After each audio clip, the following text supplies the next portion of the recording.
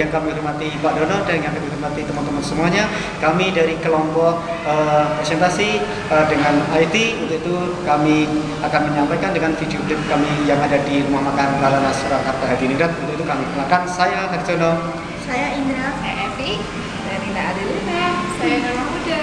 Siapkan dengan presentasi kami. Si.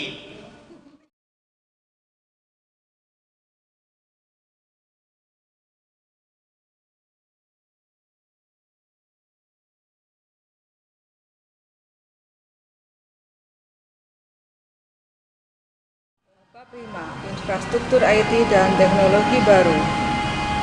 Infrastruktur IT, teknologi informasi IT sebagai sumber daya teknologi bersama yang menyediakan platform untuk aplikasi sistem informasi perusahaan yang terperinci. Informasi IT meliputi investasi dalam peranti keras, peranti lunak, dan layanan konsultasi, pendidikan, pelatihan yang tersebar di seluruh perusahaan atau tersebar di seluruh unit bisnis dalam perusahaan. Infrastruktur IT terdiri atas sekumpulan perangkat dan aplikasi perangkat lunak yang dibutuhkan untuk menjalankan sesuatu perusahaan besar secara keseluruhan. Infrastruktur IT di dalam organisasi saat ini merupakan hasil dari evolusi selama lebih dari 50 tahun di dalam platform komputasi. 5 tahap dalam evolusi ini adalah: 1. Era musim akuntansi elektronik.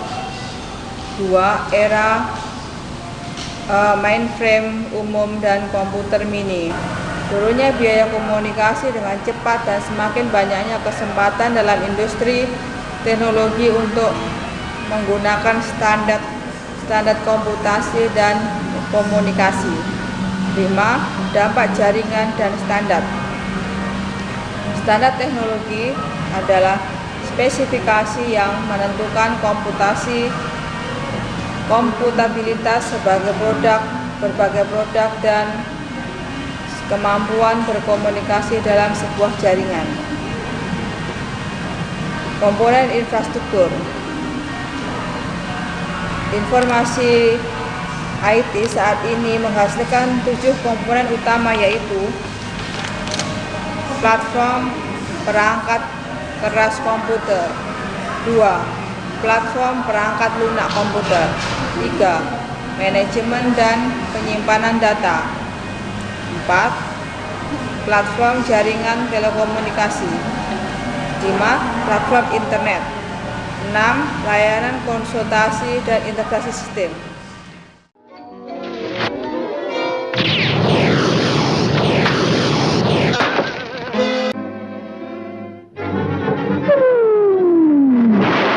Ya, selanjutnya saya akan menjelaskan mengenai bagaimana biaya dari chips itu bisa turun. Jadi untuk penyimpanan, jadi dunia itu memproduksi sekitar 5 exabyte ya informasi unik per tahun, dan itu setara dengan 1 miliar gigabyte. Jadi bisa dipastikan bahwa untuk penyimpanan tersebut, penyimpanan dari informasi tersebut itu adalah memerlukan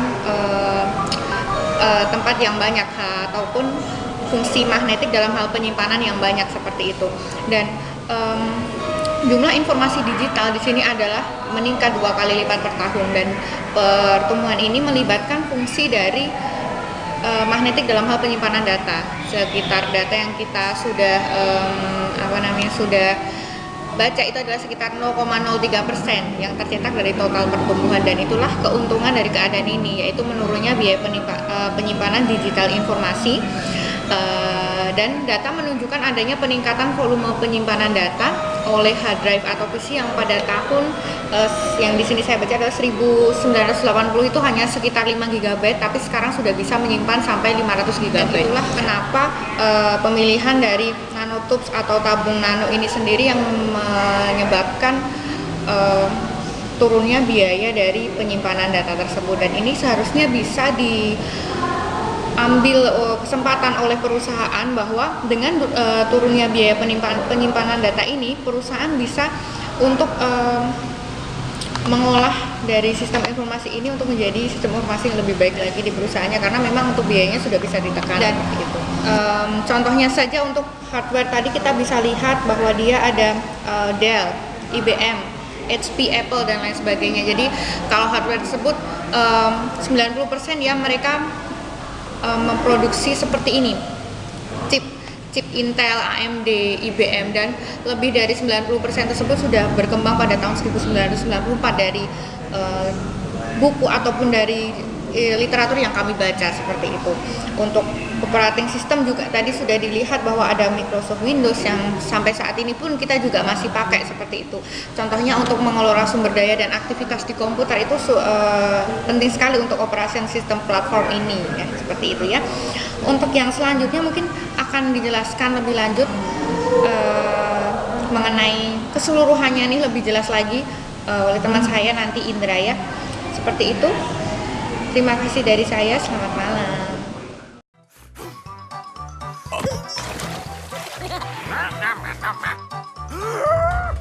Selanjutnya saya akan menjelaskan tentang 7 komponen infrastruktur tadi satu persatu. Yang pertama di sini ada komputer hardware platform. Yang di sini berpusat pada vendor besar seperti IBM, HP, Dell, dan Microsoft. Nah, di sini 90% itu mesinnya, produksinya ada chip Intel, AMD, IBM, dan penjualannya lebih dari 90% prosesor pada tahun 1994. Industri tersebut telah bersama-sama sepakat untuk menggunakan server ini sebagai mesin unik dan Linux yang dapat menggunakan prosesor IBM Linux tersebut. Di dalam komputer hardware platform di sini ada 5 jenis, yaitu ada client mesin, di dalamnya terdapat desktop PC, mobile drive, PDA, laptops. Yang kedua adalah server, yaitu ada blade server. Yang ketiga ada mainframe, di sini adalah IBM mainframe.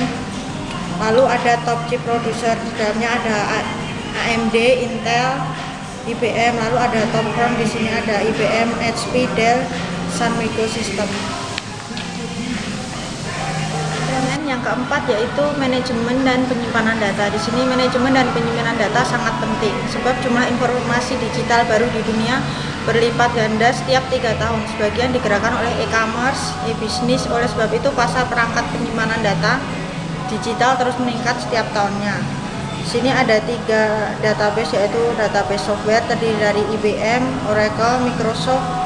Lalu ada physical data storage yaitu EMC, Western Digital, dan yang ketiga ada storage area network atau SANS, yaitu menghubungkan antara storage device dan network selanjutnya. Layanan dan konsultasi integrasi sistem dibutuhkan karena perusahaan besar di sini kurang memiliki karyawan atau keahlian pengalaman untuk menggunakan prosedur bisnis yang telah ada. Lalu pelatihan-pelatihan dan pendidikan. Integrasi piranti lunak artinya memastikan bahwa infrastruktur baru yang bekerja sama dengan infrastruktur perusahaan lainnya disebut sistem warisan, atau memastikan elemen-elemen infrastruktur yang baru bekerja sama dengan yang lainnya.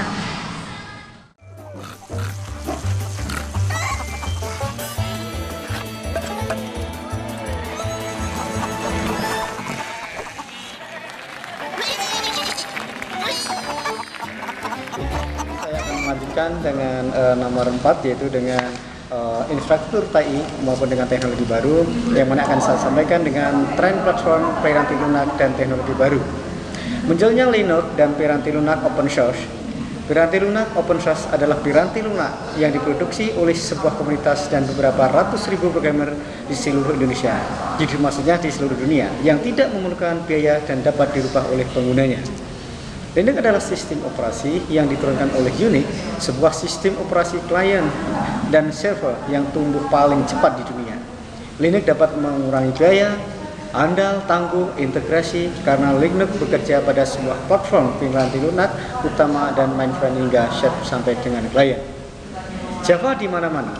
Java adalah bahasa pemrograman berorientasi objek yang independen dari sistem operasi dan prosesor yang telah menjadi satu lingkungan pemrograman interaktif paling terkemuka.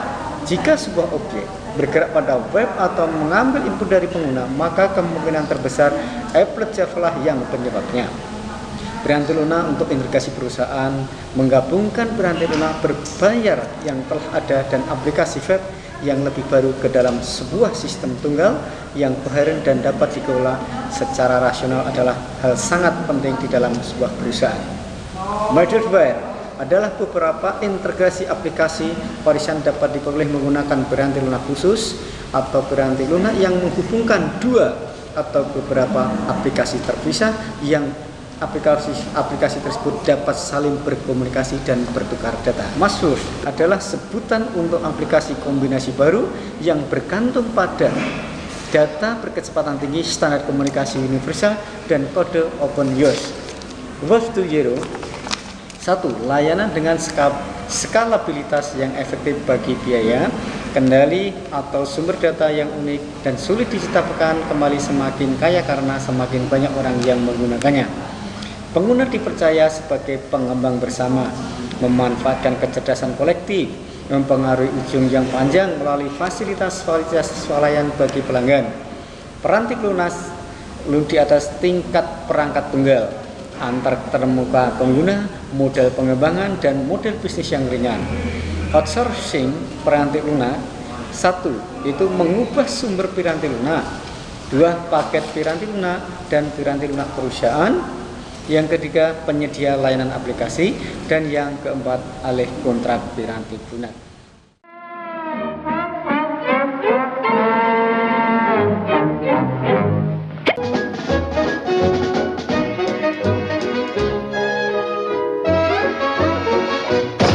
Saya akan membahas tentang contemporary software platform, di mana contemporary software platform itu ada 4, yaitu yang pertama Linux and Open Software, yang kedua software for the web, yang ketiga web service, yang keempat SOA.